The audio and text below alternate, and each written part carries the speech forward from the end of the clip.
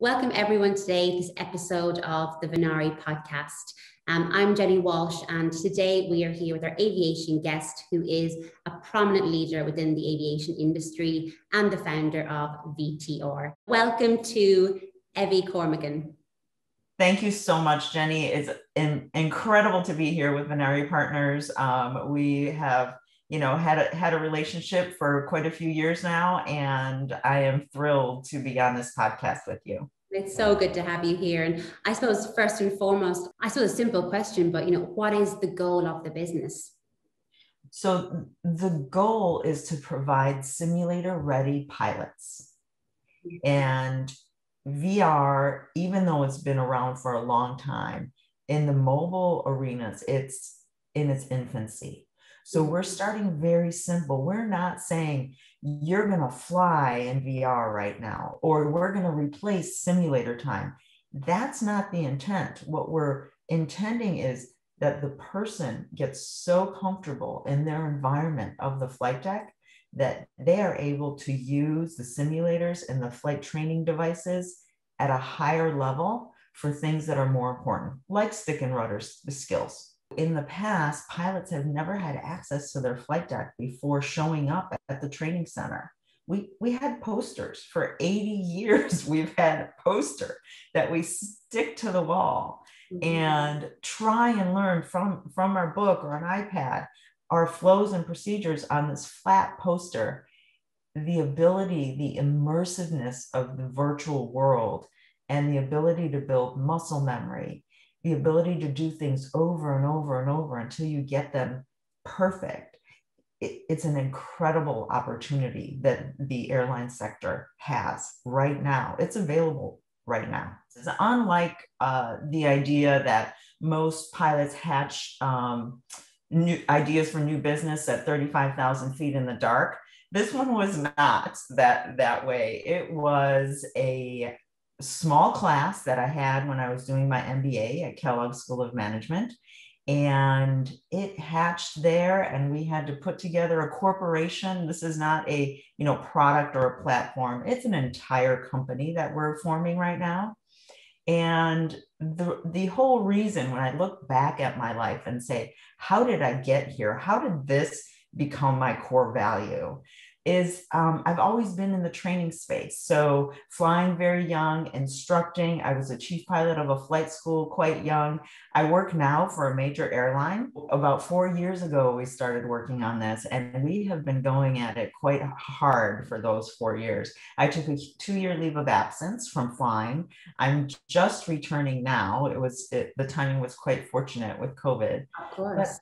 But ultimately, over the past several years, airlines across the world have had a common problem, and that's the growing need of commercial airline pilots continually increasing, yet the solution to efficiently train them remained far out of reach.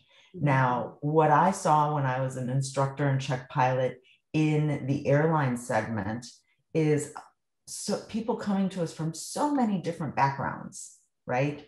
And standardizing that pilot before they get to the simulator phase of their training really was the impetus to solving this problem. It was the catalyst for the creation of visionary training resources. COVID has obviously fundamentally changed the demand for air passenger travel. And as a result, the industry is rethinking all costs as they adjust to this new business environment.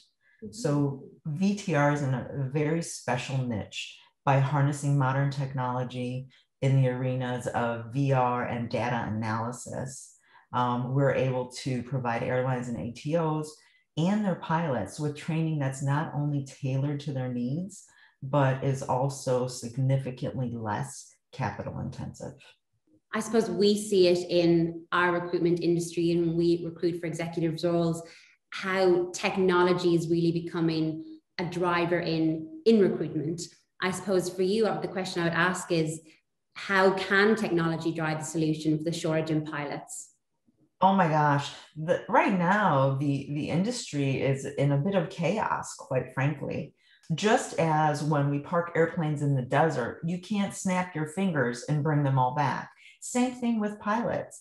it is a long game. It's not a short game, right? So if the technology is out there to help pilots sort of knock the rust off or remain current or add to their currency, this technology, not only in pilot training, but in various aspects of aviation and many other fields, have been adopting VR at a lightning speed, because even though it doesn't address all issues that we have, it addresses some really big issues. The pilot shortage is quite real. Oh, completely. And where do you see virtual reality pilot training going? You know, is this the next big thing in how we train all of our pilots? Yes, I do not see pilots being trained. Let's say the beginnings of it is now, but as we implement and as the regulators adopt it and they can see how extraordinary the training is, in the future, it's going to be a large segment of pilot training. And I mean, even now we're working on, you know, I don't even know if I'm allowed to say this, actually. Inside scoop. Inside scoop. So, you know, we're working on the biometric data where the headset itself can take data such as pupil dilation and pulse, sweat rate, facial features, facial recognition. All of that data denotes an area. If your cognitive load is between, say, 1 and 100, when you're more and more comfortable in your environment, that cognitive load decreases. What that does is it allows us to make higher functioning decisions quickly and more efficiently. And that is the reason to collect and use the data. It's not just data for data's sake. Well, you can see the importance of this particular data in what you're doing.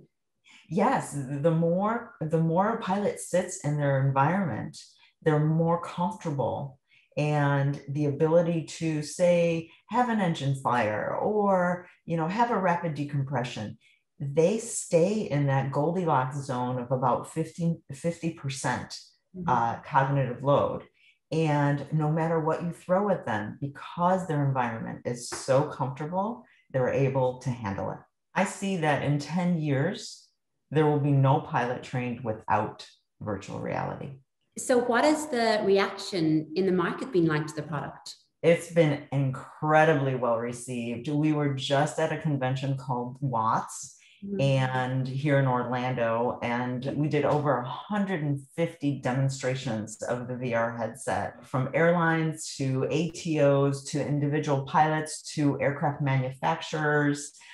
There's so many flight decks to make, right? So everybody wants it. Everybody wants their own flight deck. And one of my favorite quotes is, this is not an incremental step in progressing airline pilot training. It is a leap.